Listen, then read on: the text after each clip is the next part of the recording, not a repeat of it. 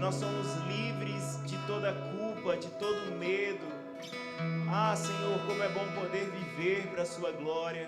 Como é bom saber que o Senhor habita em nós, que temos a sua vida, sua própria natureza, nos dirigindo, nos governando. Pai, nós nos entregamos ao seu amor, nós nos entregamos à sua graça.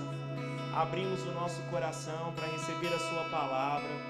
Abre o nosso entendimento, nos dê espírito de sabedoria e de revelação, no pleno conhecimento da sua vontade, Pai. Nós te louvamos em nome de Jesus. Amém? Amém. Glória a Deus. Boa noite. Graça e paz. Aleluia. Deus é bom. Amém? Que bom estar junto com você. Algumas pessoas eu já vi hoje de manhã, né? Para quem não esteve hoje de manhã, estava muito bom, tá? Eu quero te incentivar, sabe? Todas as vezes que você tiver essa oportunidade de estar junto, a gente tem vivido tempos maravilhosos de aprendizado, de crescimento em Deus, e é muito bom a gente continuar ouvindo a palavra de Deus, porque a nossa fé, ela vem pelo ouvir e ouvir a palavra de Cristo. Amém? Então, quanto mais ouvimos da palavra de Deus, nós somos alimentados por ela e nós somos conduzidos a um lugar de crescimento espiritual, um lugar de maturidade, um lugar que agrada a Deus. Nós estamos com uma série de ensinamentos aqui na igreja dos valores do verbo da vida. Amém? E isso não se trata de algo exclusivamente da nossa igreja, mas da doutrina de Cristo, daquilo que a palavra de Deus ensina. E nós temos em destaque isso para guiar a nossa vida. Como igreja, nós temos uma missão dada por Jesus Cristo, né, de alcançar todo mundo com a palavra de Deus. Jesus disse: ide por todo mundo, pregando o evangelho, pregai o evangelho a toda criatura. Quem crê e for batizado será salvo, quem não crê está condenado. Nós temos essa visão, mas como igreja nós cremos que nós vamos fazer isso levando as pessoas à palavra da fé e do amor. Amém? Mas não vamos fazer isso de qualquer maneira. Nós temos mesmo esse chamado de Deus, de levar a palavra de Deus para todo o norte de Minas. Nós cremos nisso, cremos que isso é uma realidade. Amém? Mas nós não vamos fazer isso de qualquer forma, nós não vamos fazer isso de qualquer maneira. E o que vai nos manter dentro daquilo que Deus nos chamou para fazer é sermos guiados dentro desses valores da palavra de Deus. Então, nós já aprendemos aqui sobre vida de fé, sobre unidade e amor, sobre integridade, sobre alegria e paz.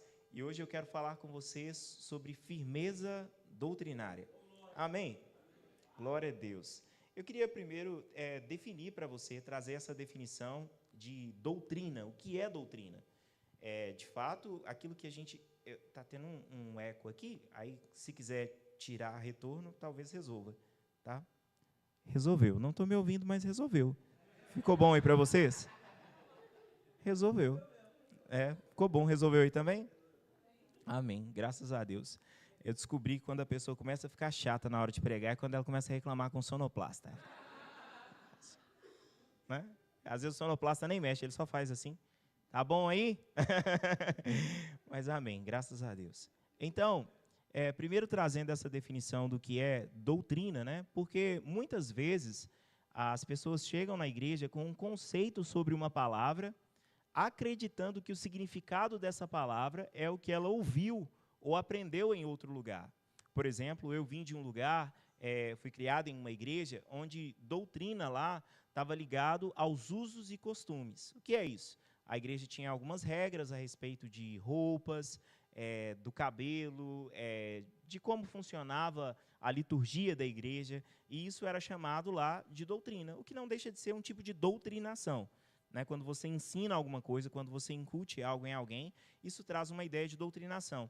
Mas quando a Bíblia fala sobre doutrina, a doutrina que a gente deve estar fundamentado nela tem a ver com o ensino de Jesus. Amém? A palavra doutrina, ela pode ser traduzida também como um ensino, como a instrução da palavra de Deus. Então, quando a palavra de Deus fala a respeito de ensino, ela está falando sobre doutrina. E quando ela fala sobre doutrina, ela está falando sobre ensino. Por que isso é tão importante para a gente como igreja, a questão da firmeza doutrinária.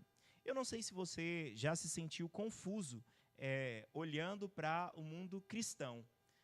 Não sei se você já reparou isso. Você vê tantas igrejas, né, com origem no cristianismo e muitas coisas diferentes você escuta em cada lugar e às vezes fica difícil saber, né? A gente fica pensando assim, gente, mas quem que está certo nessa história mesmo, né?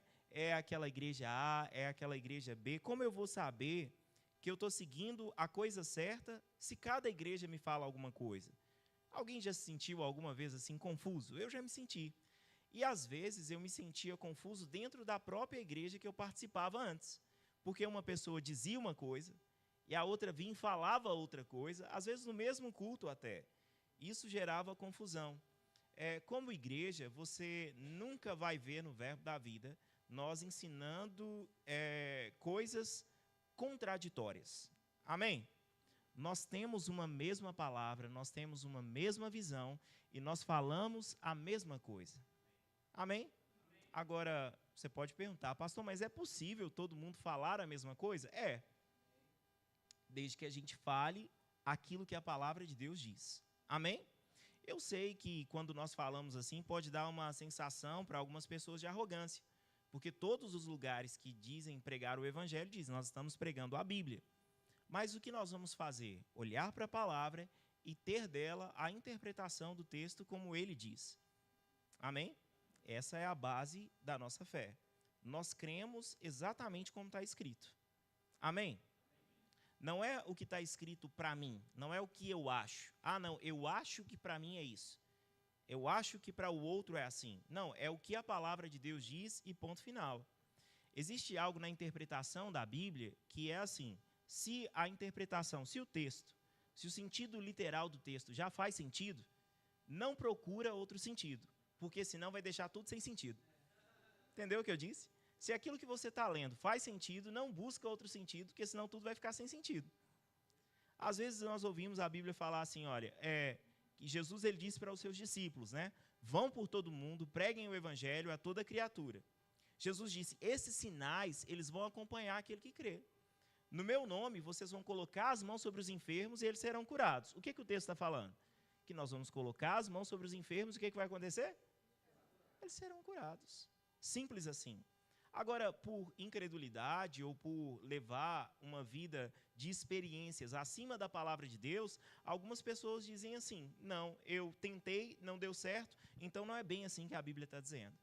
Mas é bem assim como a Bíblia está dizendo. Amém? Jesus é aquele que cura. Ele é o mesmo ontem, hoje e ele será para sempre.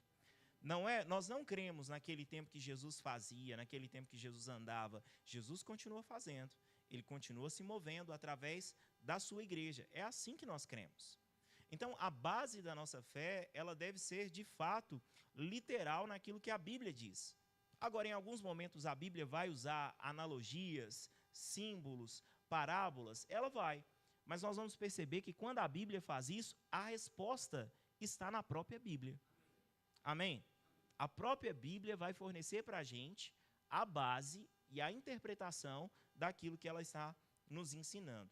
Eu queria que você abrisse sua Bíblia em Mateus, no capítulo 7, no versículo 24, e eu quero que você entenda, a partir desse texto, o porquê é tão importante você ter uma doutrina firme, uma doutrina saudável, uma doutrina bíblica de acordo com a palavra de Deus.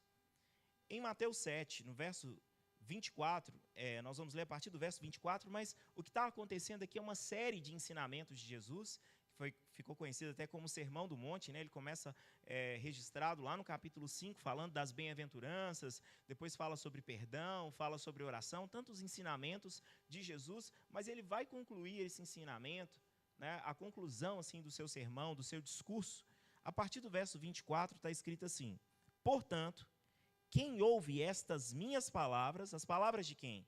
As palavras de Jesus, e as pratica, é como um homem prudente que construiu a sua casa sobre a rocha.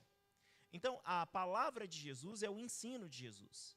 A palavra de Jesus é a doutrina de Jesus. Quem ouve a palavra de Jesus e coloca essa palavra em prática é um homem prudente, que construiu a sua casa como quem constrói a casa em uma rocha, em um lugar firme.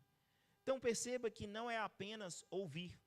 Você vai sempre ouvir a cada final de culto, ou durante as nossas ministrações, nós finalizamos o culto, nós não temos esse costume de dizer assim, que Deus te abençoe, né? Aquilo que nós fazemos sempre no final do culto é, seja abençoado na prática dessa palavra. Amém? Ou seja abençoado na prática da palavra. Por quê? A Bíblia diz em Efésios, no capítulo 1, no versículo 3, bendito o Deus e Pai do nosso Senhor Jesus Cristo, que nos abençoou com toda sorte de bênçãos espirituais nas regiões celestiais em Cristo.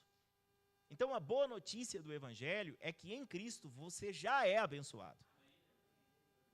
Talvez você possa dizer, mas eu não me vejo abençoado. Bem, a palavra de Deus não vai mudar porque você não está se vendo abençoado. Você precisa se ver, eu preciso me ver como a palavra de Deus diz que eu sou, e essa palavra é o que vai mudar a minha vida. Não é a minha vida que vai mudar as Escrituras, é a Escritura inspirada de Deus que vai mudar o meu comportamento, que vai mudar toda a minha existência. Então, é necessário ouvir, mas é necessário também praticar aquilo que ouviu. Em Tiago, no capítulo 1, a palavra de Deus diz que aquela pessoa que ouve a palavra, mas ele não pratica a palavra, ele é um ouvinte esquecido. É como alguém que olha no espelho, vê o seu rosto natural, e logo que ele sai diante do espelho, ele não lembra como estava o rosto dele mais. Já aconteceu com você? Você está se arrumando, você vai lá no espelho, você se vê, e aí de repente você sai, e aí você fala assim, não, deixa eu ver se está tudo certo aqui com a barba, deixa eu ver se está tudo certo aqui com a maquiagem, deixa eu ver se está tudo no lugar. Já aconteceu com você? Mas mais do que isso, esse texto ele traz uma ideia, quando você olha no espelho, o espelho, por si só, não é capaz de mudar a sua aparência. Você sabia disso? Tem gente que fica horas no espelho, sabe? Mas o espelho não vai mudar a sua aparência. Você pode fazer alguma coisa ali que vai ajudar, né? Dar uma ajeitadinha aqui, outra ali, né? Para melhorar. Mas o espelho, por si só, não muda a nossa aparência. E não adianta você ficar nervoso com o espelho. Já viu que tem gente que tem esses traumas com o espelho? Não gosto desse espelho porque ele me engorda. Você já viu isso? Nesse espelho eu fico magro, né? Às vezes as pessoas têm essa sensação. Mas, enfim, a mensagem não é sobre estética e beleza. Empolgou aí, daqui a pouco está indicando cirurgia plástica. Mas veja bem, o espelho ele não muda a sua aparência. Olhar para a palavra, mas não colocar em prática, não vai mudar a sua vida. Você vir ao culto, ouvir a palavra de Deus, mas não praticar aquilo que você está ouvindo, não vai mudar nada em você. Você se torna um ouvinte esquecido. E o que a Bíblia nos chama para fazer é sermos, há uma versão que diz, operosos praticantes. Porque você ouve aquilo que está sendo ensinado, a doutrina de Cristo, a doutrina saudável, coloca em prática e vai dar certo. Não colocar em prática e questionar que não teve resultado, também não faz sentido, né? É como aquela pessoa que vai ao médico, ele recebe ali uma receita, um medicamento, ele passa na farmácia, compra, mas não toma o medicamento. Não vai surtir efeito, depois ele vai querer ir lá reclamar. Eu comprei, coloquei ele em casa, pus em cima da geladeira. Não vai resolver. É necessário ser medicado. É necessário ser tratado para que a sua vida possa ser transformada. Amém? Mas Jesus ele diz que essa pessoa que pratica a palavra dele é como alguém que construiu sua casa sobre a rocha. O verso 25 diz assim, caiu a chuva, transbordaram os rios, sopraram os ventos e deram contra aquela casa e ela não caiu. Por quê? Tinha os seus alicerces na rocha. Como eu disse, a questão da interpretação da Bíblia, às vezes quando ela usa algum símbolo, alguma alegoria, a própria Bíblia vai trazer explicação. A gente não precisa ficar aqui se questionando o que é a chuva, o que é o vento, o que é o rio. O texto dele deixa claro que ele está falando sobre circunstâncias que vão vir sobre aquela casa. Amém? Então, quando você está ouvindo a palavra de Deus e colocando ela em prática, isso não impede, não é impeditivo, que circunstâncias contrárias não se levante contra a sua vida, contra a sua casa. Amém? Algumas pessoas, às vezes, se sentem mal, porque estão passando por algum tipo de pressão, algum tipo de perseguição, você está sendo atacado na sua fé, alguma situação está se levantando contra você, mas é natural que situações se levantem contra você. Você está num mundo caído. Jesus, ele disse, eu digo isso para que em mim vocês tenham paz. No mundo vocês terão aflições, mas tenham bom ânimo, eu venci o mundo. Então a chuva, os ventos, os rios, as circunstâncias, ela vem sobre a casa até mesmo de quem construiu a casa sobre a rocha. E por que é importante que você tenha a sua vida firmada na doutrina e não em experiências? Porque quando essas circunstâncias contrárias vêm, se a sua vida não está firmada na palavra, o que vai saltar dentro de você é o conhecimento que você tem. E se você vive em um ambiente onde existe muita culpa, muito medo, muita condenação, quando algum problema, alguma situação chegar, se piscar mais uma vez eu começo a dançar. Quando alguma situação contrária começa a chegar, é brincadeira, tá? Não precisa piscar de novo. Quando alguma situação contrária começar a chegar, você vai achar, onde foi que eu errei? O que está acontecendo comigo? Irmãos, eu não digo que você não deve avaliar a sua vida, mas a avaliação que nós temos da nossa vida deve ser a partir do Espírito Santo, e não a partir de um sentimento de culpa e de condenação. Quantos de nós, mesmo depois de termos sido expostos a uma mensagem que em Cristo nós já somos abençoados, que nós fomos justificados, quando vem alguma situação, vem logo, eu errei em alguma coisa.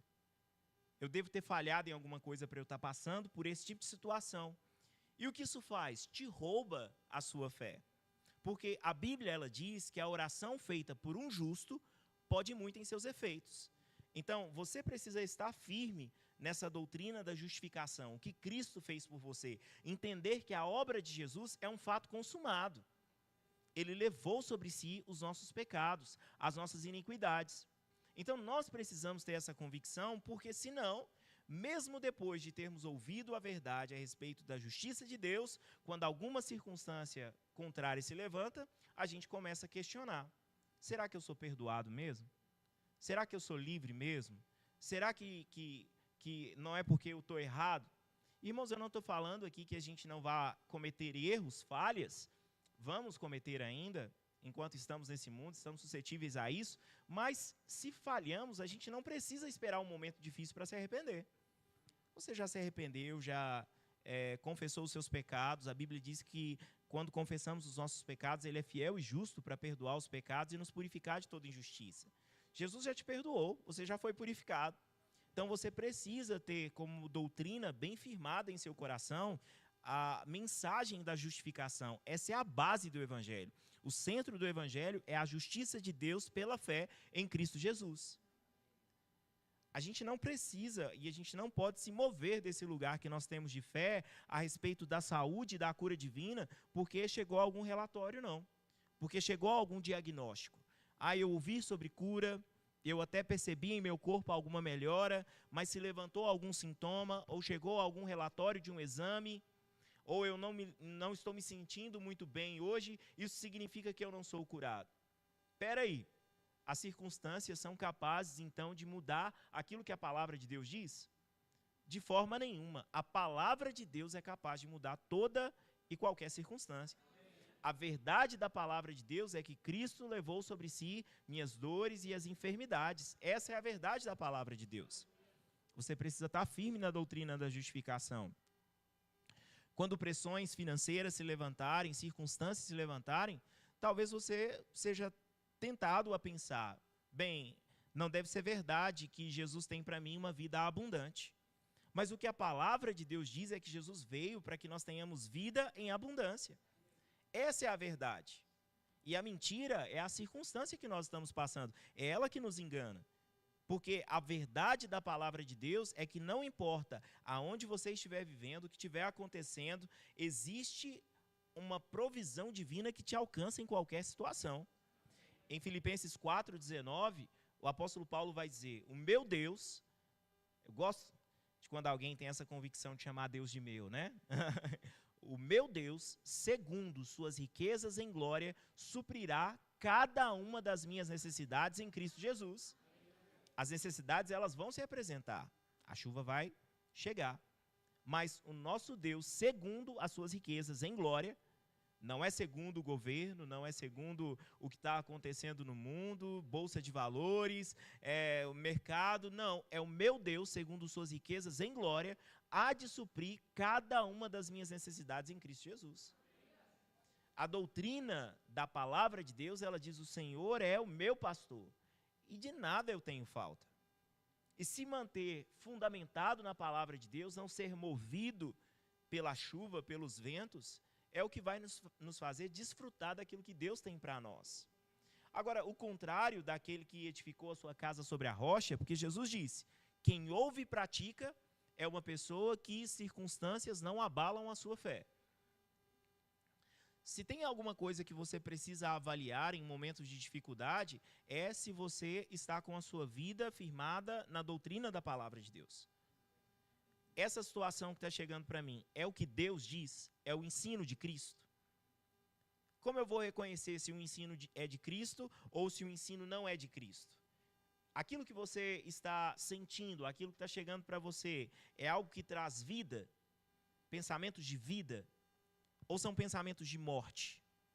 Se são pensamentos de morte, não vem de Deus. Amém? Veja como não é tão complicado assim ter uma doutrina saudável. É só entender o caráter de Deus. Está falando sobre falta. Está falando sobre uma vida sem alegria, com ausência de paz. Isso não é de Deus, porque Jesus disse, eu deixo com vocês a minha paz. A minha paz eu dou para vocês. Eu não dou como o mundo dá. A paz do mundo ela é circunstancial, ela é momentânea. Mas a paz que vem de Jesus, ela excede todo o entendimento. É nisso que eu preciso me firmar, no que a palavra de Deus diz.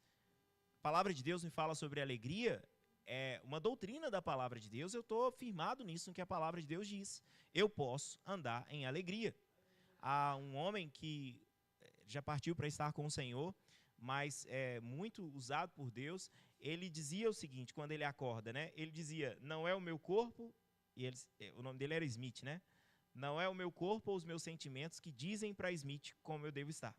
É Smith que diz para o corpo e os sentimentos como eles vão estar. E ele diz, olha, quando eu acordo, faço uma dança numa velocidade bem rápida. Eu já acordo celebrando. Amém? Eu já acordo me alegrando. Porque a vida que nós temos de Deus, ela é vivida pela fé. Você precisa estar firmado na doutrina da fé. A Bíblia diz, o meu justo viverá pela fé. Nós chamamos Deus de meu, mas Deus também, ao falar sobre nós, ele diz o meu. O meu justo vai viver pela fé. Em Cristo Jesus você foi justificado. Então, você vive pela fé. E essa vida de fé, ela muda toda e qualquer circunstância, toda e qualquer situação. Agora, se nós não ouvirmos a palavra de Deus e não colocarmos ela em prática, ou se não colocarmos em prática, o verso 26 diz, mas quem ouve estas minhas palavras e não as pratica, é como um insensato que construiu a sua casa sobre a areia. Caiu a chuva, transbordaram os rios, sopraram os ventos, deram contra aquela casa, e ela caiu e foi grande a sua queda. Perceba que não mudou as circunstâncias daquele que construiu a casa na rocha para aquele que construiu a casa sobre a areia. É a mesma coisa, chuva, vento, enchente, a mesma coisa, mas resultados diferentes. Quem construiu a casa na rocha, e construir a casa na rocha é ter a casa firmada na doutrina de Cristo, ele ficou firme apesar das adversidades. Quando vem a chuva, né, vamos colocar uma situação aí, é um pouco raro em nosso meio, né? Quando vem a chuva e dá aquele período chuvoso e à noite, sei lá, sexta-feira, sábado à noite, e logo já começa a criatividade, né, para quem está em Montes Claros. Vamos fazer sopa, vamos fazer um caldo, não é assim? Vamos fazer um chá de amendoim. Eu descobri aqui em Belo Horizonte, eu não lembro de ter provado chá de amendoim. Delicioso, né? É algo bem de moque, né? Delicioso, chá de amendoim. Frio combina com mais o quê? Combina com pipoca, com refri, com filminho. Não é assim? Quando vem a chuva, Você olha para aquele dia de chuva e você pensa, maravilha, não vou nem sair de casa, né? É a justificativa que eu tenho, até aquele povo que não gosta de sair de casa, né? Não sei se tem alguém aqui que é assim, mas sempre tem, né? Sempre tem. Não, o meu lugar é casa, né? Quer ficar em casa e já se vê tudo que eu preciso, maratonar alguma coisa, assistir alguma coisa. Não estou falando que não é pecado não, tá, gente? Amém? Você fica feliz com isso? Amém? Isso só não pode dominar a sua vida. Mas eu estou falando do dia de chuva, né? Então, no dia de chuva mesmo, se você quiser ficar maratonando todo dia, não vai dar certo, né? Em Montes Claros não vai funcionar. Mas veja só. A chuva, para aquela pessoa que tem uma casa com estrutura, é motivo de alegria. É motivo de ver um filme, de curtir com a família, de ficar ali debaixo da coberta, fazendo um chocolate quente, alguma coisa assim. Mas você sabia que essa não é a realidade para todo mundo quando chove? Tem gente que quando o tempo fecha já começa o desespero. Porque às vezes a casa tem infiltração. Aí a pessoa já tem que pensar assim, cadê o balde para eu colocar aqui que vai pingar? Né? Ou vou pegar os móveis e mudar de lugar. E já vem aquela preocupação, será que dá para ficar em casa? Ou eu tenho que sair? De repente vem um alerta da Defesa Civil. Porque a casa, ela está construída em uma zona de perigo. Sabe, não praticar a palavra de Deus é colocar a sua vida em uma zona de perigo. É a palavra de Deus que vai preservar a sua vida, porque a chuva chega na casa de todo mundo. Agora, ter a sua vida construída na palavra de Deus, eu sei que falando isso de forma social, a gente sabe que existem algumas injustiças sociais, isso é um fato. Né? Tem pessoas que estão em áreas de vulnerabilidade que elas não escolheram estar ali. Tem crianças que nasceram nesse ambiente, né? Não tem jeito. Algumas pessoas escolheram estar nesse lugar, mas muitas não. E quando eu falo sobre escolher, eu me lembro que eu vim de Belo Horizonte, mas apesar de ser Montes Clarense, eu nasci em Belo Horizonte, mas eu sou Montes Clarense. Eu me lembro que o governo, um tempo, ele construiu algumas casas, conjuntos habitacionais, né? E tirou algumas pessoas que ficavam nas encostas, onde deslizava, né? Belo Horizonte às vezes vem chuva e as casas construídas no barranco, as pessoas elas caem, é algo terrível, né? E aí o governo, eu lembro que construiu alguns conjuntos habitacionais e tirou esse povo desse lugar. E eu me lembro de algumas pessoas sublocarem ou alugarem aquela casa que ele tinha no conjunto habitacional e voltar para morar na área de perigo. Teve até um caso muito triste, um pai que perdeu a família, né? Um pai de família perdeu os filhos, porque resolveu voltar para o lugar de encosta, né? Foi muito triste quando aconteceu isso. Teve até uma matéria, os bombeiros resgatando ali a família, quando conseguiram chegar ali em uma criança, e eles comemoraram os outros, né, enquanto o outro estava lá tentando puxar, e a imagem mostra, desabando, infelizmente, perdeu aquela vida, porque colocou num lugar de perigo. Sabe, não construir a sua vida em uma doutrina firme prejudica você, mas não prejudica só você. Prejudica a sua família. Sabe, ter a sua mente renovada com a doutrina de Cristo vai garantir estabilidade para a sua casa.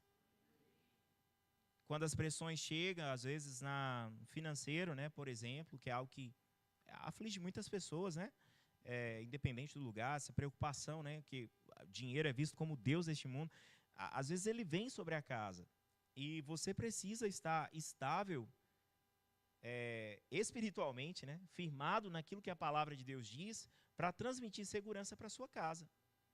Porque, às vezes, num momento de pressão, e aí até falando para os casados, né, também, homens, eles precisam procurar transmitir essa estabilidade emocional para o lar.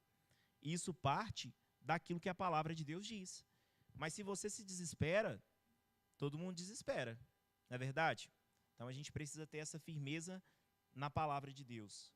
Se você lidera uma empresa, se você lidera pessoas, uma equipe, um departamento, você precisa estar firme no que a palavra de Deus diz.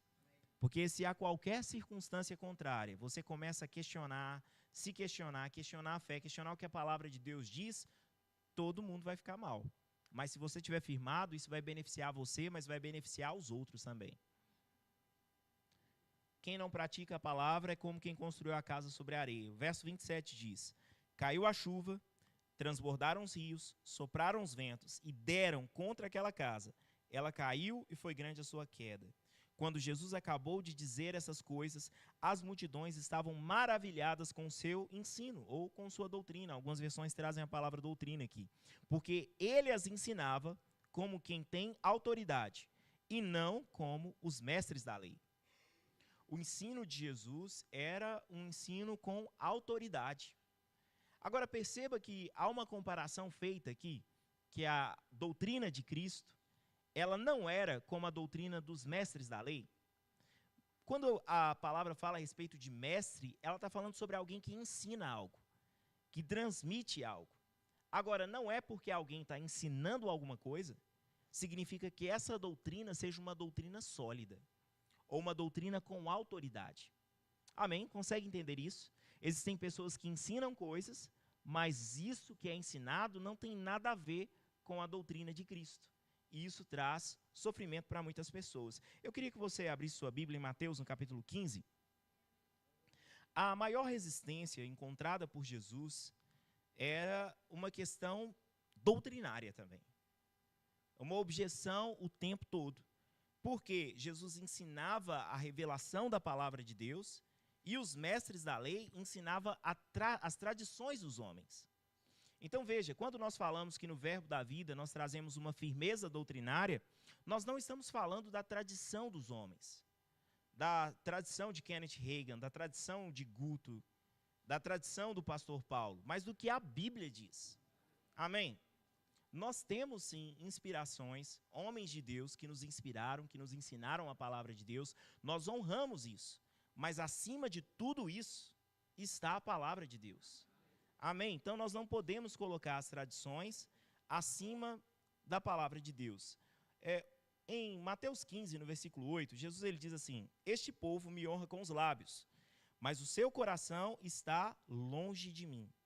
Em vão me adoram, seus ensinamentos não passam de regras ensinadas por homens. Jesus chamou para junto de si a multidão e disse: ouçam e entendam. O que entra pela boca não torna o homem impuro, mas o que sai de sua boca, isto o torna impuro. Então os discípulos se aproximaram dele e perguntaram: sabes que os fariseus ficaram ofendidos quando ouviram isso, né? Jesus ele disse: olha, entenda uma coisa, que contamina o homem não é o que entra na boca dele, é o que sai da boca dele. Os discípulos ouviram isso e disseram: mestre, os fariseus ficaram ofendidos com isso que você disse. Eu sei que às vezes dentro de um lugar onde a doutrina de Cristo está sendo pregada, como ela é, algumas pessoas às vezes ficam ofendidas. Sabia disso? Eu já vi gente ficar muito ofendida depois de uma pregação e uma exposição bíblica. O que nós estamos fazendo aqui é olhar para a Bíblia e dizer o que a Bíblia diz. E as pessoas elas levam aquilo como um ataque pessoal. Ela está defendendo tanto aquela ideia, aquela doutrina errada, aquele ensino errado que foi colocado nela, que quando você traz o ensinamento da palavra, ela se sente atacada. Está mexendo comigo, não mexe aqui.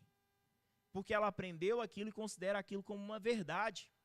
Quantas pessoas têm dificuldade de receber uma repreensão, uma correção, e isso impede elas o crescimento.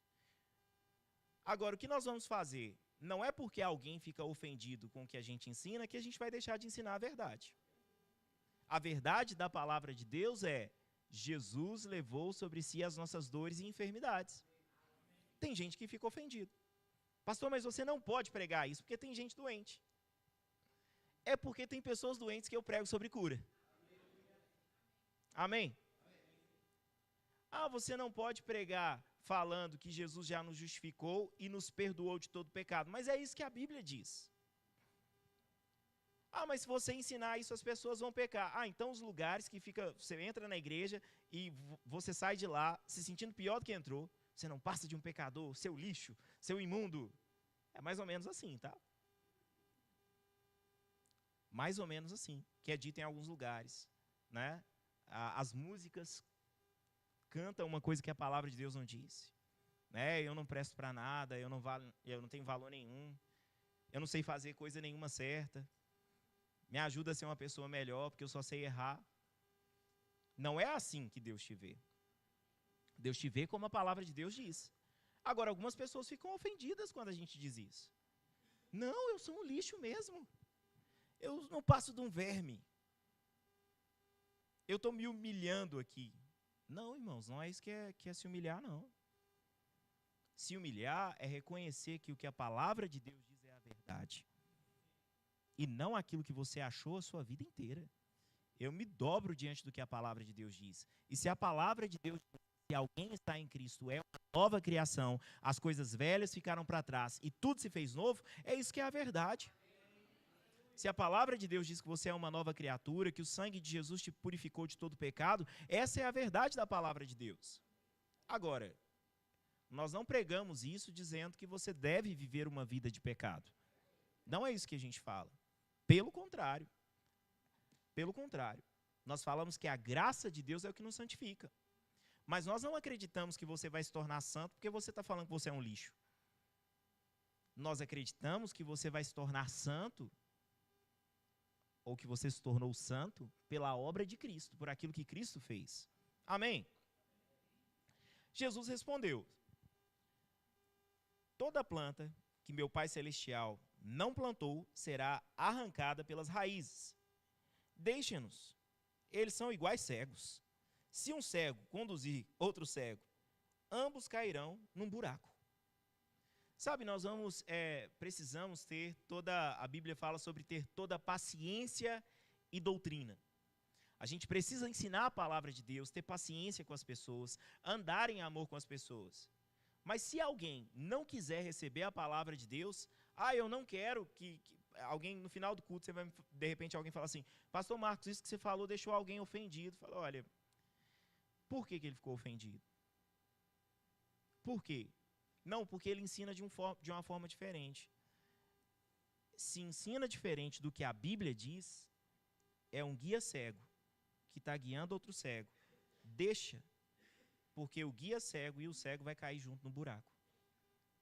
A palavra de Deus dá essa oportunidade para a pessoa não cair no buraco. Mas Deus não vai controlar as ações das pessoas. Deus não vai dominar a vontade das pessoas. Nós pregamos a doutrina da palavra de Deus. Existem pessoas que vão querer essa doutrina? Vão.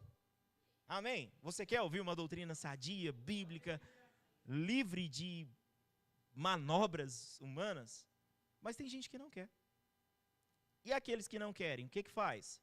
Jesus disse, uma vez ensinando sobre se alguém quisesse ter parte com ele, tinha que comer da carne dele e beber do sangue dele. Forte isso, né? Ou seja, tem que participar de tudo aquilo que a vida dele traz. Algumas pessoas começaram a ir embora. A multidão começou a deixar Jesus. O discípulo, tá perdendo gente aqui, ó. Tá ficando vazia a nossa reunião. Jesus falou assim: vocês querem ir embora também? É dura coisa ouvir esse sermão. Quem pode suportar isso? Foi o que eles disseram para Jesus. O que você está falando é muito duro. Quem pode suportar isso? Jesus falou: olha, se vocês não suportam, sejam bem-idos. E eles disseram, na verdade, acho que foi Pedro que disse: o que fazer? Para onde ir? Só o Senhor tem palavras de vida eterna. Sabe, irmãos, a mensagem que cremos e que anunciamos, ela confronta mesmo. Eu me lembro, às vezes, de ouvir a mensagem e ficar incomodado ali no banco, né? Quase que tremendo, procurando uma pedra para jogar em quem estava pregando, né? Às vezes vai confrontar mesmo nosso sistema de crença, uma doutrina errada, tão enraizada. Isso, às vezes, pode acontecer, mas a resposta é: o que nós vamos fazer? Para onde nós vamos? Se só aqui nós encontramos, só em Jesus, né? Não estou dizendo que é só aqui na igreja que se prega palavras de vida eterna, não, tá? Mas eu não estou pregando em outra igreja, eu estou pregando em casa. Amém?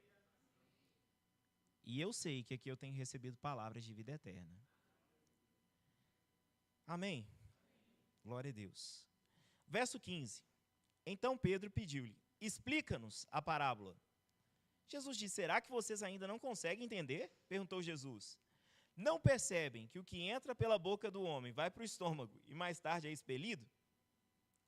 Mas as coisas que saem da boca vêm do coração, e são essas que tornam o homem impuro. Olha o que Jesus está dizendo. As palavras que saem da boca, elas vêm do coração. E são essas palavras que tornam o homem impuro. Muito tempo na igreja, né? Eu cresci na igreja e tinha aquela musiquinha, Cuidado Boquinha, o que fala, porque o Salvador do céu está olhando para você.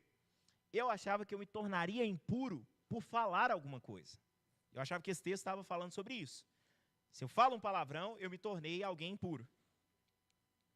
Mas o que Jesus está dizendo é que quando alguém fala algo impuro, é porque essa pessoa já está com o interior impuro. Amém? Ele está alertando a respeito da doutrina errada, doutrina de homens. E Jesus traz essa orientação. Não percebem que o que entra pela boca vai para o estômago, mais tarde é expelida. Verso 18, mas as coisas que saem da boca vêm do coração, e são essas que tornam o homem impuro. Então, aquilo que sai da boca de alguém, se está contaminado, se é um ensinamento errado, é isso que vai tornar os seus ouvintes impuros. Amém? Jesus ele não está trazendo um alerta aqui para os seus discípulos a respeito daquilo que eles falam apenas. Jesus ele está trazendo um alerta. Gente, abaixa o volume em cima só um pouquinho, tá? Chegando aqui. Jesus está trazendo um alerta sobre aquilo que ouve. Amém? Sobre aquilo que você ouve. Aquilo que a gente ouve, se a gente não tomar cuidado, pode contaminar a nossa vida. Amém? Glória a Deus por isso. Eu queria que você abrisse comigo em 1 Timóteo, no capítulo 4.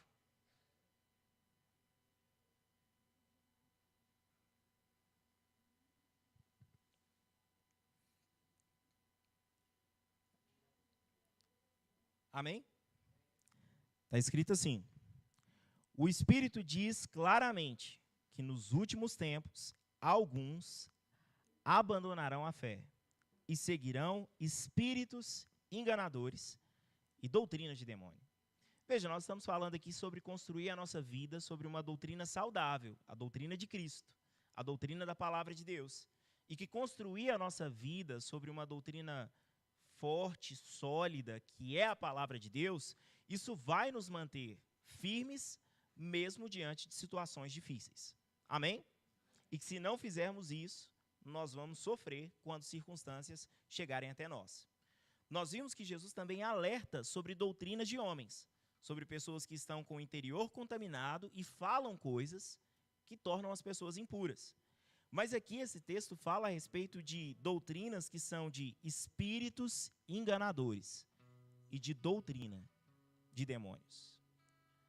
Ele está trazendo um alerta para a igreja, falando que o Espírito Santo estava dizendo de uma forma muito clara que nos últimos dias seriam dias difíceis, dias que pessoas abandonariam a fé. Irmãos, dá para pensar, pessoas abandonando a fé? A gente vê isso acontecendo até no nosso meio. Pessoas que de repente serviram com você, estavam junto com você, pregavam junto com você, talvez você já passou por isso. Se você puxar na sua mente, talvez você se lembre de alguém. Mas por quê? Ouvindo espíritos enganadores e doutrina de demônios. Demônios que ensinam. Dá para imaginar? Eu fui numa igreja e tinha um demônio lá ensinando. Ninguém fica nessa igreja, não é verdade? Mas tem algo que a gente precisa perceber aqui. Isso são espíritos enganadores. Não é que o Satanás vai assumir o púlpito da igreja e vai falar, né? Ele... Carne e osso não dá para ser, né? Mas olha o verso 2. Tais ensinamentos vêm de homens hipócritas e mentirosos, que têm a consciência cauterizada. Proíbem o casamento, o consumo de alimentos que Deus criou para serem recebidos com ações de graças, pelos que creem e conhecem a verdade. Pois tudo que Deus criou é bom, e nada deve ser rejeitado se for recebido com ação de graças, pois é santificado pela palavra de Deus e pela oração. Se você transmitir essas instruções aos irmãos, será um bom ministro de Cristo Jesus, nutrido com as verdades da fé e da boa doutrina que tem seguido. Rejeite, porém, as fábulas profanas de velhas e exercite-se na piedade. Irmãos, a gente precisa guardar o nosso ouvido, guardar o nosso coração de doutrina errada, de ensinamento errado.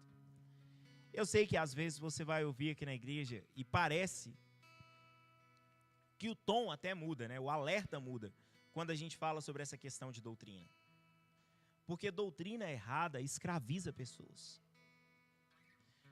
Doutrina errada coloca as pessoas com medo de Deus. Doutrina errada faz as pessoas adoecerem. Literalmente. É uma praga, precisa ser combatida. Sabe, nós fizemos por um tempo um trabalho de capelania nos hospitais. Gabriel e Gabi estavam à frente desse projeto. O que mais a gente via era a pessoa com confusão doutrinária na cabeça. Eu estou aqui porque eu cometi um pecado imperdoável. Eu estou aqui porque eu fiz algo contra Deus. E a pessoa com a cabeça totalmente perturbada. Você pergunta, onde você aprendeu isso? Alguém poderia dizer, aprendeu em outra religião. Não, aprendeu dentro de igrejas evangélicas. Pessoas com tanto medo, apavoradas, perturbadas, ouvindo vozes, assustadas com tudo, com medo. Você pega, não pega a Bíblia, não. Eu me lembro de um senhor que eu fui orar por ele estava muito perturbado, e depois de conseguir falar, expor a palavra para ele, eu falei, deixa eu fazer uma oração com o senhor. A gente estava num pátio, que é o lugar onde as pessoas ficavam na ala da psiquiatria. Ele falou, não posso orar aqui. Eu falei, por que não? A Bíblia diz que a gente pode orar sem cessar. Ele falou, não, eu aprendi dentro da minha igreja. E eu era usou o termo que se dava na igreja que ele fazia parte. Lá a gente só pode orar de joelho. Irmãos, que negócio é isso? Eu sei que às vezes a mensagem contra a doutrina errada ela pode parecer dura, mas ela precisa ser combatida. Durante os primeiros séculos da igreja, o apóstolo Paulo, a igreja lida com um problema que as pessoas receberam a Cristo e eles diziam que Cristo não era o suficiente. Tinha que receber Cristo e tinha que fazer circuncisão ainda.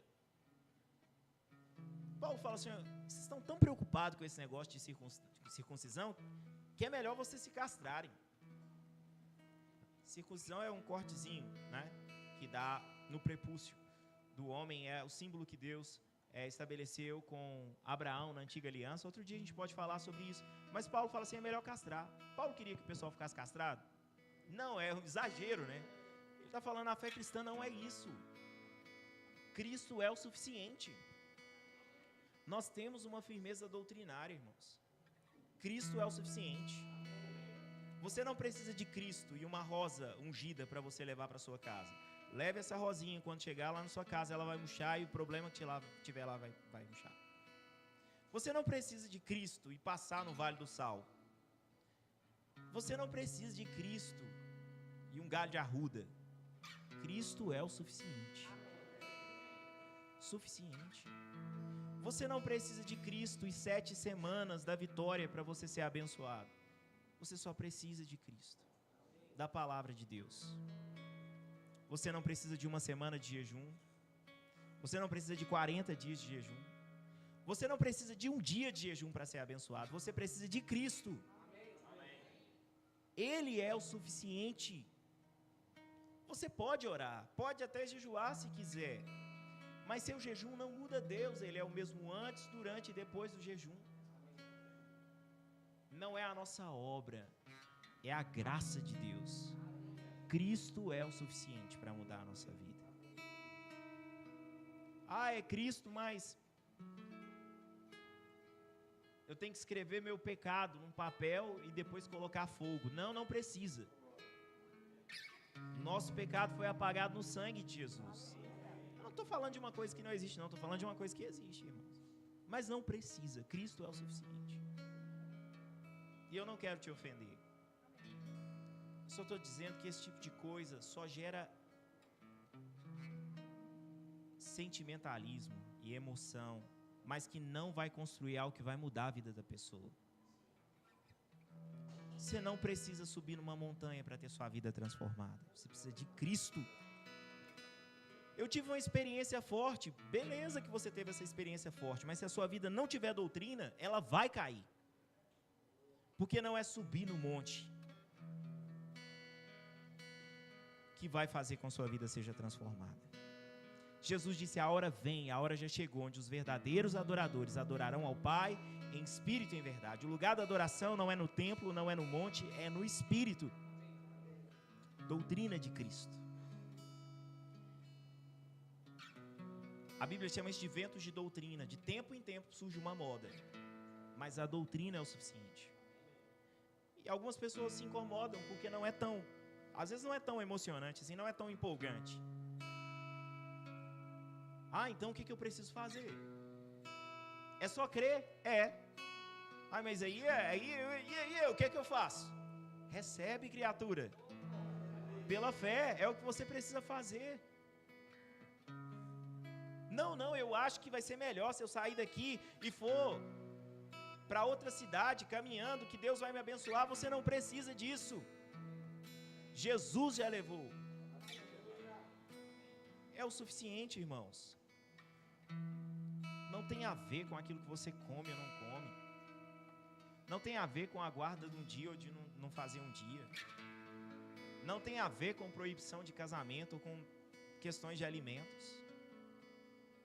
A doutrina de Cristo é o suficiente. Amém? Em 2 Timóteo 3, no verso 1, a Bíblia diz: saiba disto. 2 Timóteo 3, verso 1. Nos últimos dias sobrevirão tempos terríveis.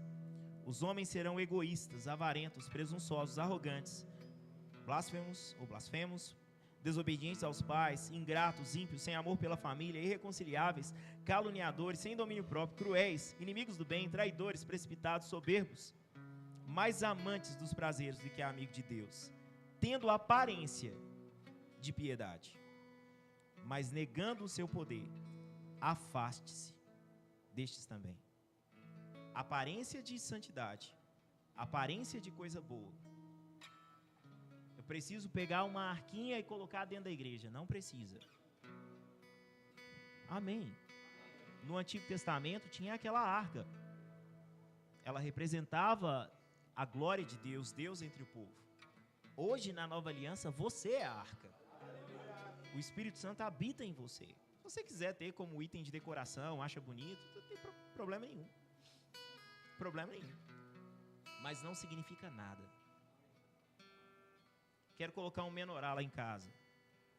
Se quiser fazer por decoração, tudo bem, mas não significa nada. Nada. A Bíblia diz que na Antiga Aliança, essas coisas eram como sombras, mas ela não conseguia trazer a imagem real das coisas. A imagem real das coisas é Cristo e somente Cristo. É tudo que nós precisamos. Ele é o suficiente. Quando Paulo escreve aos Gálatas, no capítulo 3, no verso 1, ele diz assim: ó Gálatas, insensatos, quem os enfeitiçou? Ele está falando para uma igreja. Insensato é louco, tolo. Quem enfeitiçou vocês? Não foi diante dos seus olhos que Jesus Cristo foi exposto como crucificado? Qual que foi o feitiço que veio sobre os Gálatas? Doutrina errada. Foi que alguém fez uma magia para eles. E qual que era a doutrina? Você pode até receber a Cristo, mas você tem que andar na prática da lei judaica. Ele está dizendo: quem foi que enfeitiçou vocês? Eu gostaria de saber apenas uma coisa: foi pela prática da lei que vocês receberam o Espírito, ou pela fé que neles ouviram? Não é a prática da lei que fez o Espírito Santo habitar em nós, foi a fé em Jesus.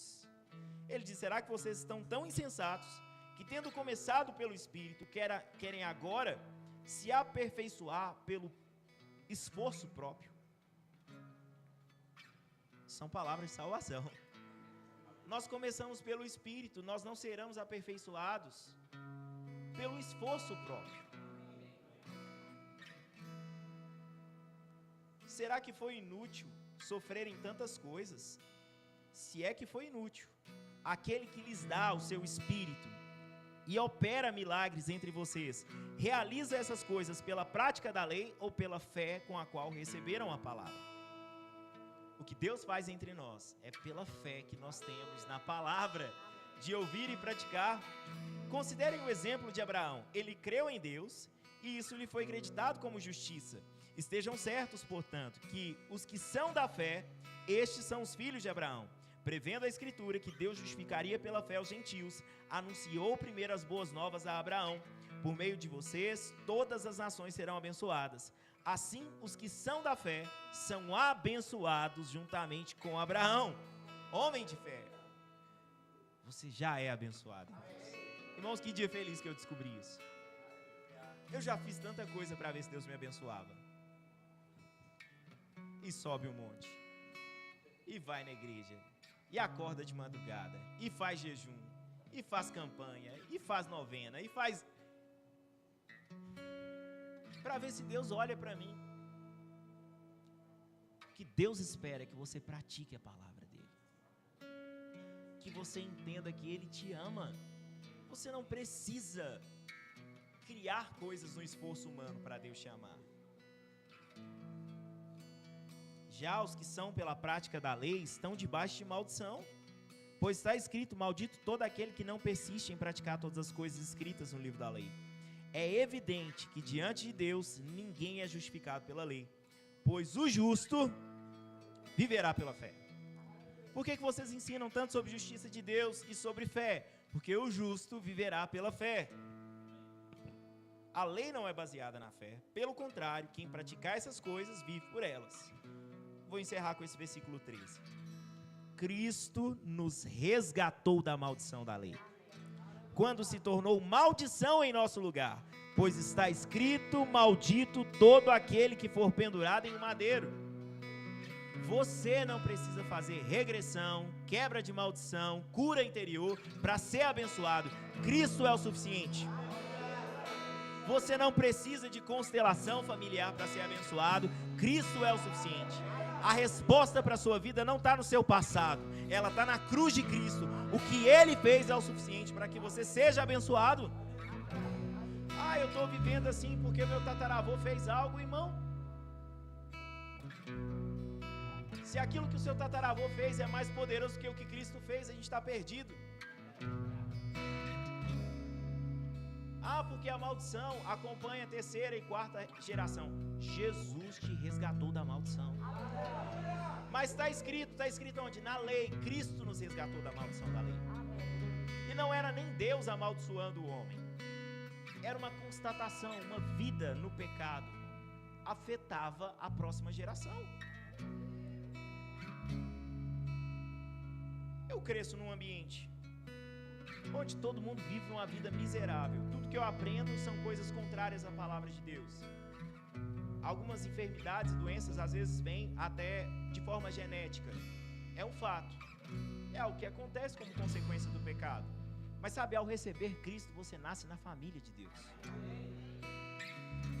Maldito nunca mais. Você não é amaldiçoado. O que eu preciso fazer? Praticar a palavra de Deus.